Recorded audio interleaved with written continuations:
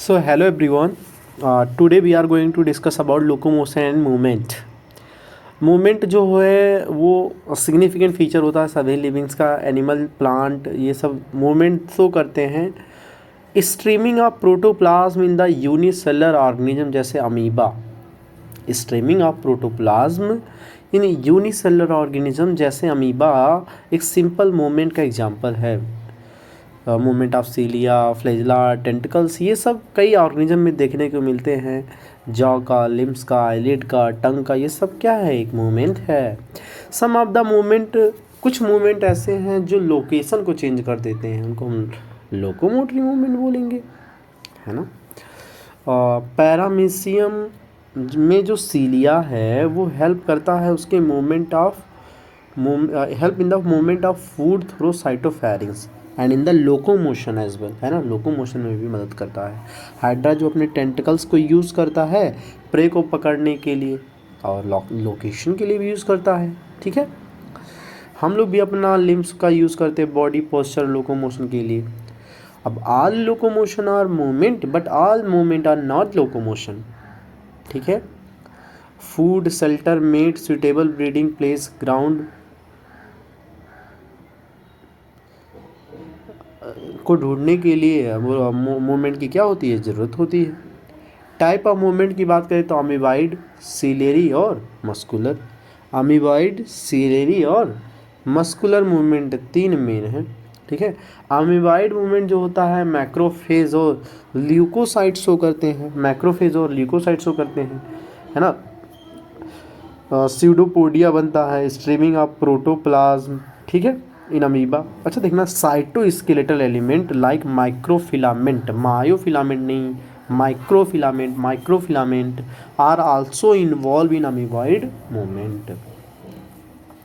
Ciliary movement जो होता है वो हमारे इंटरनल ट्यूबुलर आर्गन में होता है, सिलेटेड एपिथेलियम में. Coordinated movement of सीलिया in trachea. Trachea जो हेल्प करता है हमारे कहाँ, डस्ट को क्या करने के लिए? रिमूव करने के लिए. Some of the foreign substance inhale along with atmospheric air. कुछ फॉरेन पार्टिकल को क्या करते हैं, एटमॉस्फेयर के साथ क्या कर लेते हैं? इनहेल कर लेते, तो उनको दूर करने का काम करता है. ओवा का पास जो होता है रिप्रोडक्टिव ट्रैक्ट से, वहाँ भी सिलेरी मूवमेंट देखने को मिलता है. Muscular movement of all limb, jaw, tongue, है ना. लिम्ब, जॉ, टंग, इनके ये भी क्या मस्कुलर मूवमेंट की क्या है? रिक्वायरमेंट है. Locomotion require a perfect coordinated activity of muscular skeletal neuron, है ना. अगर लोकोमोशन करना है तो आपको मस्कुलर भी चाहिए मूवमेंट, स्केलेटल भी चाहिए, है ना, एंड न्यूरल सिस्टम का भी कोऑर्डिनेशन चाहिए. मसल की बात करें तो चैप्टर में हम पढ़ चुके हैं, चैप्टर 8 में, कि सीलिया एंड फ्लैजिला जो होता है वो आउट ग्रोथ होता है किसका? सेल मेम्ब्रेन का. Cilia and flagella are the outgrowth of cell membrane. लेकिन जो प्रोकैरियोटिक का फ्लैजिला है वो सेल वॉल का आउट ग्रोथ है. ठीक है, ध्यान रखना. फ्लैजिलर मूवमेंट जो होता है स्पर्म के स्विमिंग में मदद करता है, और water canal system of sponge, है ना, यहाँ भी फ्लैजिलर मूवमेंट देखने को मिलता है. यूग्लिना में भी फ्लैजिलर मूवमेंट है. मसल जो होता है मेसोडर्मल ओरिजिन का होता है.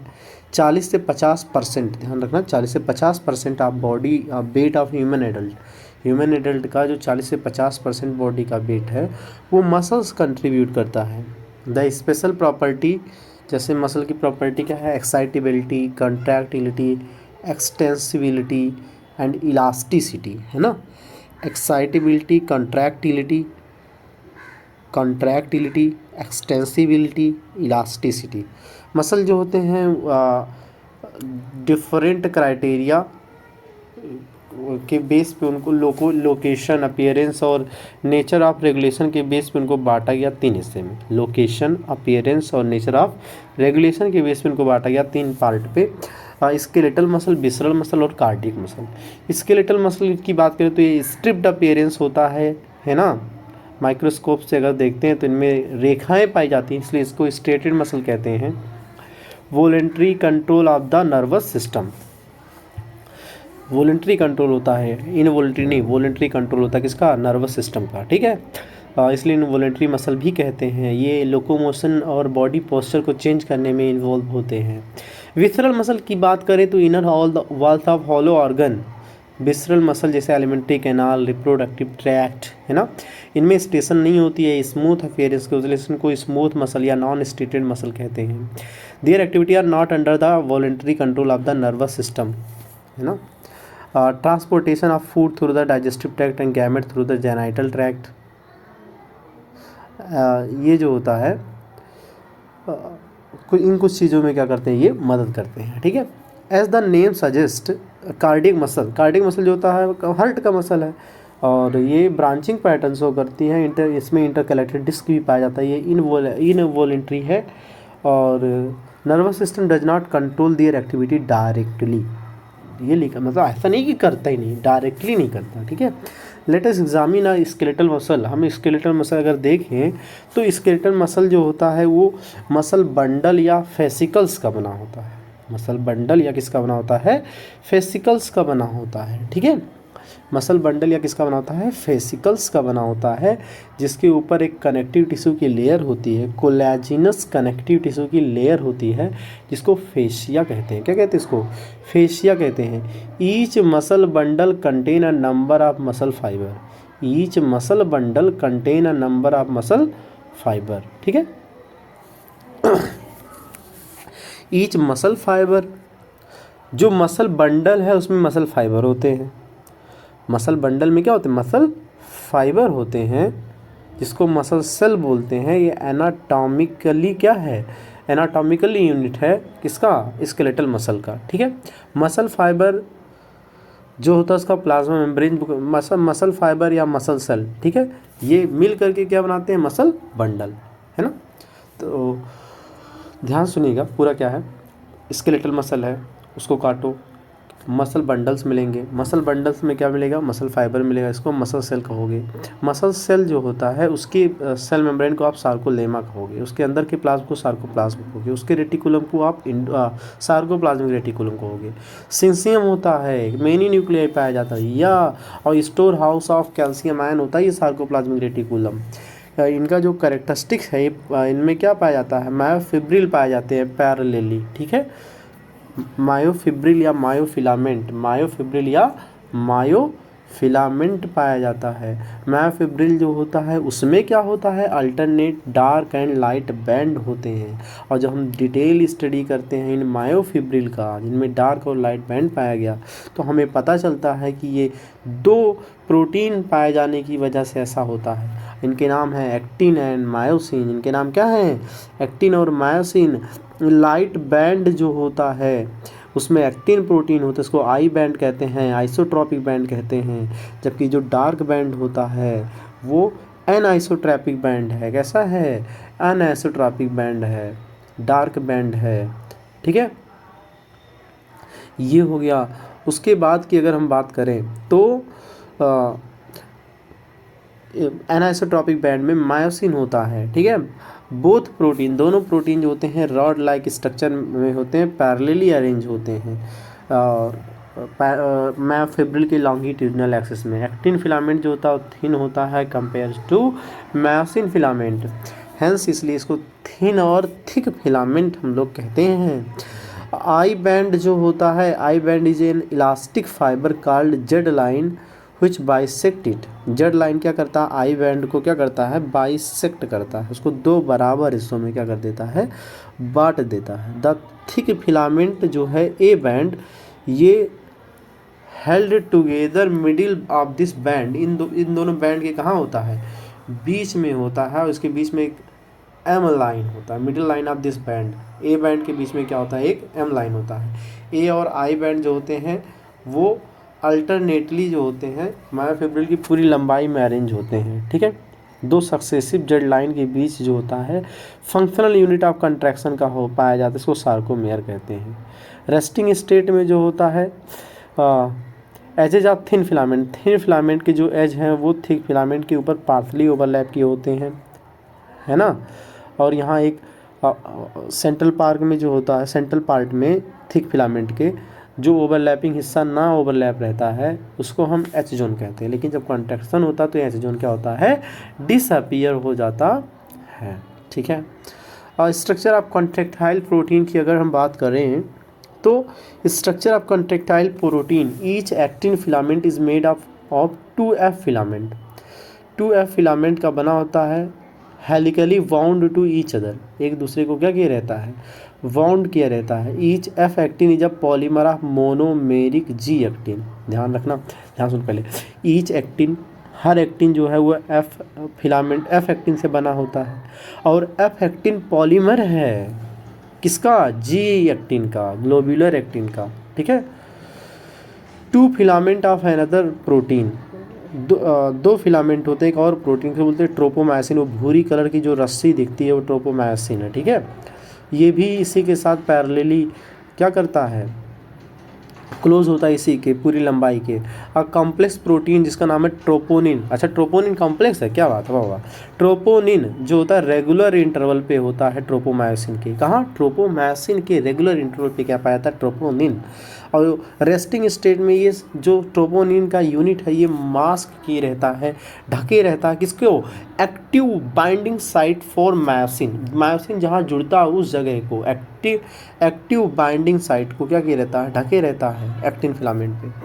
अब ध्यान देखना, अगर हम मायोसिन फिलामेंट की बात करें तो मायोसिन थिक फिलामेंट है, ये भी पॉलीमराइज प्रोटीन है ना। और इसका जो मोनोमेरिक प्रोटीन है मेरोमायोसिन है, क्या है, मेरोमायोसिन है। ठीक है। अच्छा, ट्रोपोमायोसिन जो भूरा कलर का रस्सी है वो तो थिन फिलामेंट में, भैया कंफ्यूज मत होना। मेनी मोनोमेरिक प्रोटीन जो होता है वो मेरोमायोसिन होता है, मतलब मायोसिन जो है मेरोमायोसिन से बना है। और मेरोमायोसिन की अगर हम बात करें तो दो पार्ट होता है, एक ग्लोब्यूलर हेड जिसके पास शॉर्ट आर्म है, ग्लोब्यूलर हेड जिसके पास क्या शॉर्ट आर्म है, ग्लोब्यूलर हेड जिसके पास क्या शॉर्ट आर्म है, और एक टेल है। जो हेड है शॉर्ट आर्म के साथ उसको बोलते हैं हैवी मेरोमायोसिन HMM, और जो टेल है उसको LMM बोलते हैं। HMM में हेड और शॉर्ट आर्म आता है जो रेगुलर इंटरवल पे क्या होता है, प्रोजेक्ट होता है ना, और क्रॉस आर्म बनाता है।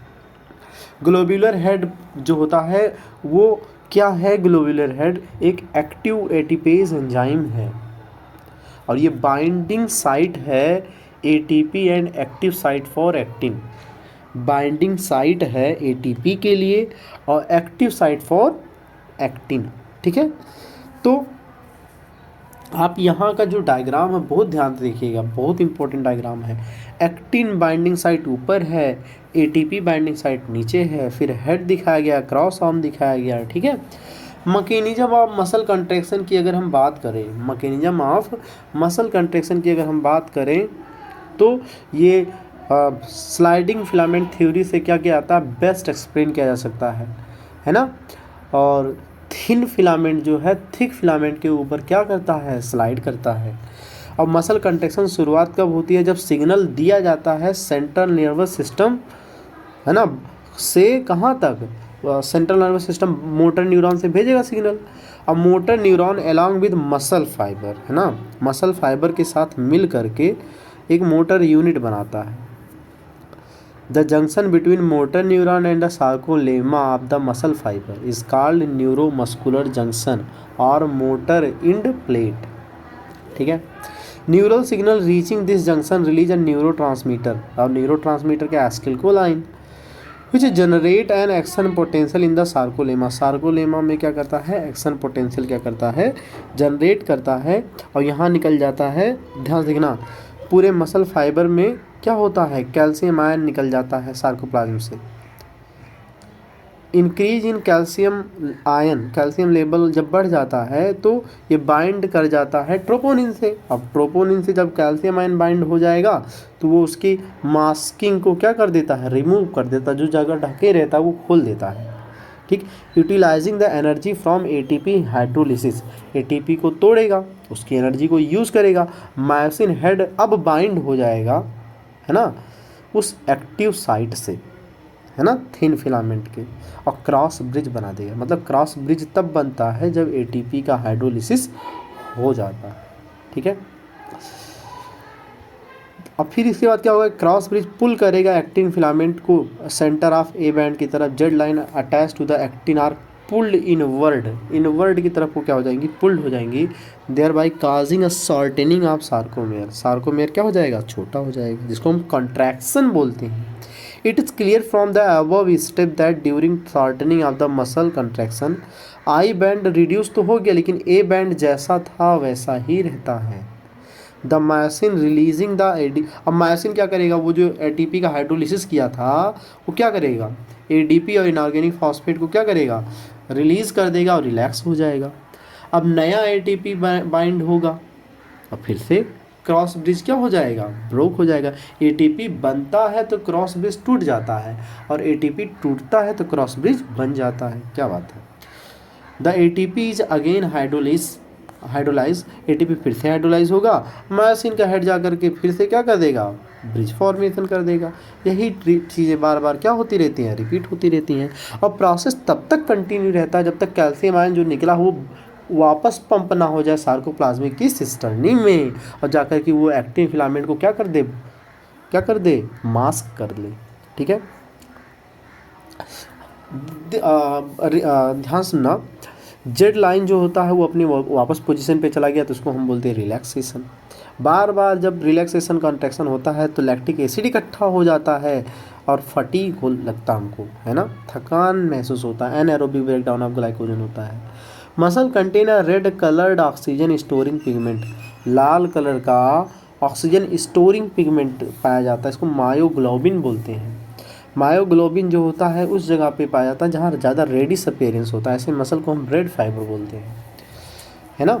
इस मसल में ज़्यादा माइटोकॉन्ड्रिया होता है ताकि ऑक्सीजन का क्या कर सके, यूज़ कर सके और एटीपी का प्रोडक्शन कर सके, है ना। और इनमें एरोबिक मसल होते हैं, ठीक है। ऑन द अदर हैंड अगर हम ये बोलें कि कुछ लेस क्वांटिटी ऑफ मायोग्लोबिन होता है तो वहाँ वाइटिश अपीयरेंस होता है, उसको वाइट फाइबर बोलते हैं। वाइट फाइबर में जो होता है माइटोकॉन्ड्रिया तो कम होता है, बट सार्कोप्लाज्मिक रेटिकुलम क्या होता है, ज़्यादा होता है, और ये एनारोबिक प्रोसेस फॉर एनर्जी पर डिपेंड करता है। तो यहाँ हमारा जो होता है मसल वाला पार्ट कंप्लीट होता है। अब हम बात करते हैं स्केलेटल मसल की। स्केलेटल सिस्टम जो होता है फ्रेमवर्क है आप बोन एंड फ्यू कार्टिलेज का, है ना। बोन एंड कार्टिलेज जो है स्पेशल कनेक्टिव टिश्यू है, very hard matrix due to calcium salt in it, slightly pliable. कौन सा स्लाइटली प्लाइएबल भाई, वो क्या नाम है, अरे कार्टिलेज, है ना, क्योंकि इसमें कंड्राइटिन सॉल्ट होता है, ठीक है। ह्यूमन बींग्स में 206 हड्डी होते हैं और कुछ कार्टिलेज। अगर हम बात करें तो इनके जो स्केलेटल सिस्टम है इसको दो ग्रुप में बांटा गया, एक्सियल और अपेंडिकुलर। एक्सियल स्केलेटन में 80 हड्डी हैं, बाकी जो होंगी वो उसमें पाई जाएंगी अपेंडिकुलर में। अब एक्सियल में कौन कौन आता है, स्कल आता है, वर्टिबल कॉलम आता है, स्टर्नम आता है और रिब्स आता है ना। इसी में हम ईयर की हड्डियों को, कान की भी हड्डियों को क्या कर लेते हैं, जोड़ते हैं पूरा, ठीक है। अब यहाँ कुछ हम बोन्स के नेम बता रहे हैं, ध्यान सुनना। अगर हम ह्यूमन स्कल की बात करें तो टेम्पल पर, है ना, टेम्पल पर दो लोग जाते हैं तो टेम्पोरल और पैराइटल, ये दो हड्डी है, ठीक है। बाकी ब्रेन की जो हैं वो जितनी भी हैं खोपड़ी की हड्डियाँ ब्रेन की, वो सब जो हैं कितनी हैं, 8 हैं, 8 में सब सिंगल हैं, बस ये दो लोग जो हैं डबल हैं। और अगर हम फेशियल बोन की बात करें तो फेशियल बोन में मैंडिबल सिंगल है, मैंडिबल क्या है, सिंगल है, और मैंडिबल सिंगल है, हायोइड सिंगल है, बाकी सब जितने हैं सब क्या हैं, डबल हैं, सब क्या हैं, डबल हैं, ठीक है। जो खोपड़ी की हड्डियाँ उसका नाम है frontal, sphenoid, parietal, temporal, occipital condyle, ठीक है। बाकी इधर जो होती हैं zygomatic bone, nasal bone, lacrimal bone, ethmoid bone, है ना, और ये मैक्सिला, मैंडिबल, ये सब इसकी 14 हड्डियाँ आती हैं। क्रेनियल बोन जो है 8 हैं, फेशियल बोन जो है 14 हैं, और बक्कल कैविटी में यू शेप का हायोइड प्रेजेंट होता है। और टिनी बोन्स जो होती हैं वो हमारे ईयर ऑसिकल्स होते हैं, मैलियस इनका सिस्टिपीज होते हैं, है ना।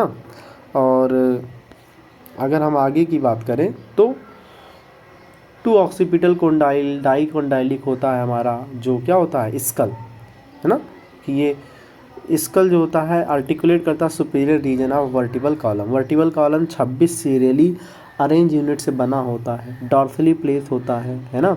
3 पार्ट होते हैं इसके, सर्वाइकल, थोरैसिक, लंबर। 3 बोले भाई, ये लियो गलत है भैया, 3 नहीं होगा। नाम सुनो, सर्वाइकल, थोरैसिक, लंबर, सैक्रल और कॉकिक्स। ठीक है, सैक्रल जो होता है 5 हड्डियों के मिलने से फ्यूज हुआ है, और कॉकिक्स जो होता है 4। ठीक है, टोटल 26 होती हैं। तो सर्वाइकल 7 है, थोरैसिक 12 है, लंबर 5 है, सैक्रल 1 है और कॉक्सियल भी 1 ही है, लेकिन ये सब दोनों लास्ट वाली दोनों फ्यूज हैं। जितने भी मैमल्स होते हैं सब की गर्दन में इतनी ही हड्डियाँ पाई जाती हैं। स्पाइनल कॉर्ड जो होता है सपोर्ट करता है हेड को और अटैचमेंट करता है रिब्स को, और musculature musculature of the back. ये वर्टिबल कॉलम जो होता है स्पाइनल कॉर्ड को प्रोटेक्ट करता है, हेड को सपोर्ट करता है, रिब्स को अटैच करता है और मसल की बैक को भी अटैच करता है। ठीक है, अगर हम रिब्स की बात करें तो 12 पेयर रिब्स होती है, फ्लैट हड्डी है ये, है ना। पीछे जो होती है डॉर्सली कनेक्ट होती है वर्टिबल कॉलम से, और वेंट्रली कहाँ से, स्टर्नम से। आर्टिकुलेशन सरफेस जो होता है डॉर्सल इंड पर होता है, बाइसिफेलिक होता है ना। First 7 pair of ribs are called true ribs. पहले 7 जो है वो ट्रू रिब्स हैं। ट्रू रिब्स है क्योंकि ये पीछे जाकर के थोरैसिक वर्टिब्रा से जुड़ते हैं और आगे स्टर्नम से जुड़ती हैं, है ना। और किस कार्टिलेज की मदद से, हाइलिन कार्टिलेज की मदद से। किसकी मदद से, हाइलिन कार्टिलेज की मदद से। ठीक है, हाँ, तो हाइलिन कार्टिलेज से वो जुड़ा होता है। 8वां 9वां 10वां पेयर जो रिब्स का होता है वो डायरेक्टली आर्टिकुलेट नहीं होता है स्टर्नम से, लेकिन वो 7वें की मदद से ज्वाइन होता है ना, हाइलिन कार्टिलेज की मदद से। इसलिए इसको वर्टिब्रोकॉन्ड्रल रिब्स बोलते हैं, फॉल्स रिब्स बोलते हैं। किसको भैया फॉल्स रिब्स बोलते हैं, 8वां 9वां 10वां, 8वां 9वां 10वां फॉल्स रिब्स है। लेकिन लास्ट जो 2 पेयर हैं 11th and 12th pair of ribs वो नहीं कनेक्टेड होते हैं ventrally and therefore called floating ribs, इसलिए इनको हम क्या बोलते हैं, फ्लोटिंग रिब्स बोलते हैं। Thoracic vertebrae and sternum together form the rib cage, ये रिब केज बनाता है भैया, बात ख़त्म। और अगर हम अपेंडिकुलर की स्केलेटन की बात करें तो इसमें गर्डल आता है ना। गर्डल मतलब जो जॉइंटिंग होते हैं, चाहे पेक्टोरल गर्डल और पेल्विक गर्डल। 30 बोन होता है हर हाथ में। ठीक है, ह्यूमरस 1, रेडियस 2, अल्ना 1, ह्यूमरस, अच्छा 2 बोल दी क्या, ह्यूमरस भी 1, रेडियस भी 1, अल्ना भी 1, कार्पल्स 8, मेटाकार्पल्स 5 और फेरेंजेस 14। ठीक है, फीमर 1, टिबिया 1, फिबुला 1, है ना, और पटेला 1, नी कैप जिसको बोलते हैं, और टार्सल 7, मेटाटार्सल 5 और फेलेंजेस 14। ये पैर की हड्डियाँ हो गई। पेक्टोरल ग्रिडल एंड पेल्विक ग्रिडल की अगर हम बात करें तो अपर वाला जो पोर्शन है जहाँ मतलब कि हमारे हैंड जुड़े हुए हैं वो होता है पेक्टोरल ग्रिडल। पेक्टोरल ग्रिडल जो होता है वो क्लैविकल और स्कैपुला से बना होता है। स्कैपुला जो है लार्ज ट्रायंगुलर फ्लैट बोन है जो डॉर्सल पार्ट होता है, dorsal part of the thorax between the second and 7th ribs. Second and 7th ribs लिखा भैया, है ना। Dorsal flat triangular body of scapula जो होता है इसके पास स्लाइटली एलिवेटेड रिज होता है, थोड़ा सा उभरा हुआ रिज बोलते हैं ना, जिसको स्पाइन कॉल्ड स्पाइन कहते हैं, है ना। Which project as a flat expanded process, एक प्रोसेस बनाता है, इसको एक्रोमियन प्रोसेस बोलते हैं। इसी एक्रोमियन प्रोसेस से जो हमारा क्लैविकल है वो स्कैपुला से क्या होता है, आर्टिकुलेट करता है। क्लैविकल आर्टिकुलेट विथ दिस, है ना। क्लैविकल जो है एक्रोमियन प्रोसेस से क्या करता है, स्कैपुला से जुड़ता है। और एक्रोमियन प्रोसेस के बिलो एक डिप्रेशन होता है, इसको बोलते हैं ग्लिनाइड कैविटी। ग्लिनाइड कैविटी में हमारा हेड ऑफ ह्यूमरस जॉइंट होता है जो शोल्डर जॉइंट बनाता है। ठीक है, each clavicle is a long slender bone, long slender bone है जिसके 2 कर्व हैं। कितने कर्व हैं, 2 कर्व होते हैं। ठीक है, इसको हम कॉलर बोन भी बोलते हैं। पेल्विक गर्डल जो होता है वो 2 कॉक्सल बोन से बना है। कॉक्सल बोन की अगर बात करें तो वो 3 हड्डियों के फ्यूजन से बनता है, इलियम, इस्चियम, प्यूबिस। अच्छा लोकेशन देख लेना भाई, एक बार फिगर इलियम, इस्चियम, प्यूबिस के देख लेना। ठीक है, इस्चियम जो है वो इस्चियम जो है वो नीचे है भाई, इस्चियम जो है नीचे है, इलियम इस्चियम प्यूबिस, तो इलियम प्यूबिस इस्चियम है ना, और स्पेलिंग इलियम की आई है, आई ई इसमें है ही नहीं, पहले तो ये चीज़ समझो, ख़त्म कहानी करो। और ये जो होता है दोनों पेल्विक गर्डल जो होते हैं वेंट्रली जा कर के फ्यूज़ होते हैं, और वहाँ फाइब्रस कार्टिलेज होता है। कौन सा कार्टिलेज होता है? Fibrous cartilage. अब हम इस चैप्टर के लास्ट इससे अगर जॉइंट पर आएँ तो जॉइंट्स जो होता है वो कांटेक्ट करता है बिटवीन दो बोन को, है ना, between bones and cartilage. Force generated by muscle is used to carry out movement through joints.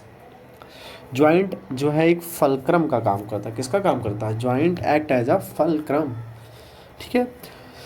और 3 मेजर फॉर्म होते हैं जॉइंट्स के, फाइब्रस, कार्टिलेजिनस और साइनोवियल। जो फ्लैट स्कल होते हैं वो डेंस फाइब्रस कनेक्टिव टिश्यू से जुड़े होते हैं, इनको सचर बोलते हैं, है ना। इनमें जो होता है कोई मूवमेंट नहीं होता फाइब्रस जॉइंट में, ठीक है। कार्टिलेजिनस मूवमेंट जो होता है वो एडजेसेंट वर्टिब्री के बीच में होता है ना, परमिट लिमिटेड मूवमेंट, ठीक। अगर हम साइनोवियल जॉइंट की बात करें तो यहाँ परजेंस होता है fluid filled synovial cavity, fluid से भरा हुआ synovial cavity between articulating surface of 2 bone, जहाँ 2 बोन आर्टिकुलेट करती हैं उनके बीच में, आर्टिकुलेटिंग सरफेस के बीच में साइनोवियल फ्लूइड पाया जाता है। ये जो है कंसिडरेबल मूवमेंट शो करता है। The joint help in locomotion and many other movement, कई मूवमेंट में भी क्या करती हैं? मदद करती हैं। Ball and socket joint, ball and socket joint between humerus and pectoral girdle. Ball and socket joint कहाँ होता है? Humerus and pectoral girdle. Hinge joint, ये नी जॉइंट है। पाइवोट जॉइंट, पाइवोट जॉइंट कौन सा है? एटलस एंड एक्सिस, पाइवोट कर दिया गया, ठीक है। ग्लाइडिंग जॉइंट कार्पल्स, और saddle joint carpals and metacarpals of thumb, है ना, carpals and metacarpals of thumb. Disorder की बात करें तो डिसऑर्डर में आता myasthenia gravis. Myasthenia gravis auto immune disorder, auto immune disorder है मैस्थेनिया ग्रेविस। अफेक्ट करता है न्यूरोमस्कुलर जंक्शन को, है ना, leading to fatigue, weakening, paralysis of skeletal muscle. Paralysis of skeletal muscle से रिलेटेड है मैस्थेनिया ग्रेविस। अगर हम वही मस्कुलर डिस्ट्रॉफी की बात करें, मस्कुलर डिस्ट्रॉफी जो जेनेटिक्स में भी दिया है, progressive degeneration of skeletal muscle, degeneration of skeletal muscle, skeletal muscle degenerate होने लगती है, जेनेटिक डिसऑर्डर है मस्कुलर डिस्ट्रॉफी। हाँ, वहाँ भी तो यही है। Tetany, rapid spasm in muscle due to low calcium in body fluid. Body fluid में जो होता है लो कैल्शियम आयन होता है, ठीक है। आर्थराइटिस, इन्फ्लामेशन होता है जॉइंट्स का।